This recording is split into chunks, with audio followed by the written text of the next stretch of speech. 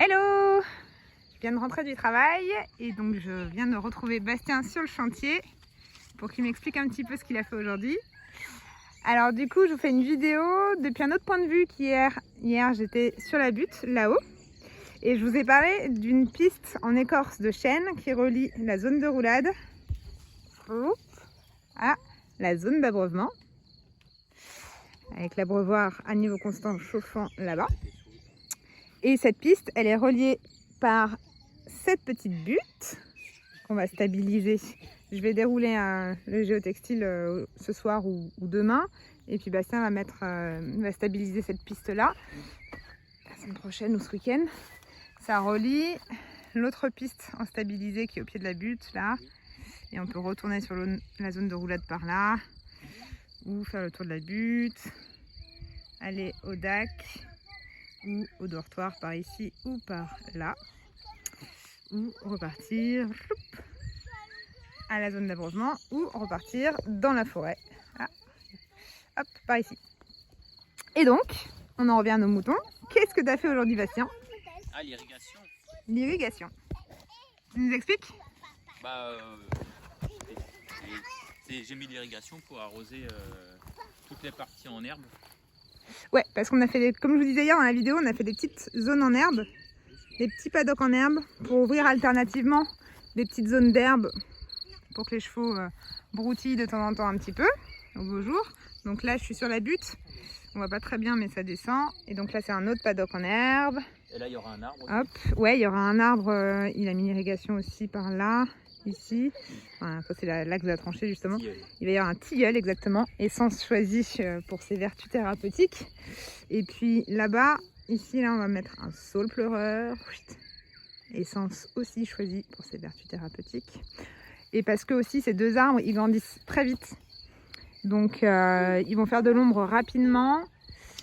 En plus, ils ont des vertus thérapeutiques très intéressantes pour les chevaux, donc c'est génial, c'est parfait. En face, ce sont les paddocks pour les chevaux qui viennent en débourrage ou en commercialisation ou en stage. Voilà, donc du coup Bastien, excuse-moi je t'ai coupé. Hein? Donc du coup tu as mis l'irrigation. Oui, dans toutes les parties. Voilà, pour arroser. Donc ici pour arroser cette partie-là, et là-bas pour arroser l'arbre et puis arroser le gazon. Trop cool.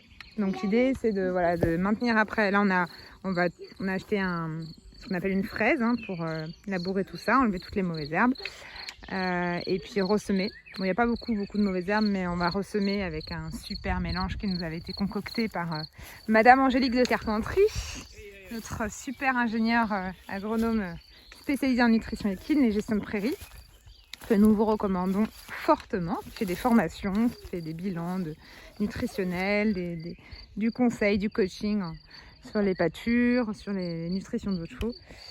C'est notre père là, qui nous a conseillé, donc on suit scrupuleusement ses conseils. Donc on va tout enlever, tout labourer, ressemer et donc arroser grâce au système d'irrigation de Bastien.